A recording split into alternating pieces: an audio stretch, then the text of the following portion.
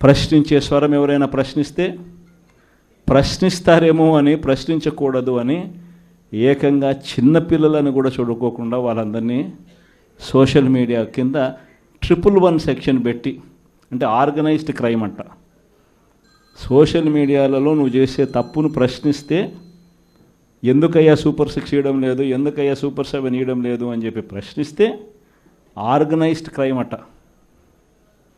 టెర్రరిస్టులకు పెట్టే crime organised crime అని పోస్టింగ్ను పెట్టిన వాళ్ళను, చిన్నపిల్లలను కూడా చూడుకోకుండా వాళ్ళందరినీ జైళ్ళలో పెట్టి 40 రోజులు, 30 రోజులు, 50 రోజులు రకరకాల స్టేషన్ల చుట్టూ తిప్పి, రకరకాల జిల్లాలన్నీ తిప్పి వాళ్ళందరినీ కూడా ఇబ్బందులు పాలు చేసే కార్యక్రమం జరుగుతూ ఉంది. కానీ ఒకటి చంద్రబాబు నాయుడు మర్చిపోతూ ఉన్నాడు. ఎప్పుడైనా కూడా మంచి పేరు తెచ్చుకొని ప్రజల్లో పాలన సాగిస్తే ప్రజలు మళ్ళీ ఎన్నుకుంటారు.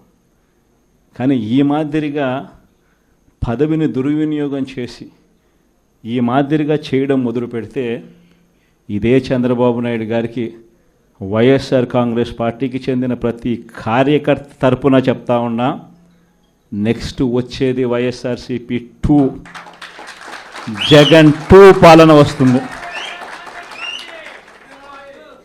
ఎవడెవడైతే ఈ మాదిరిగా చేశాడో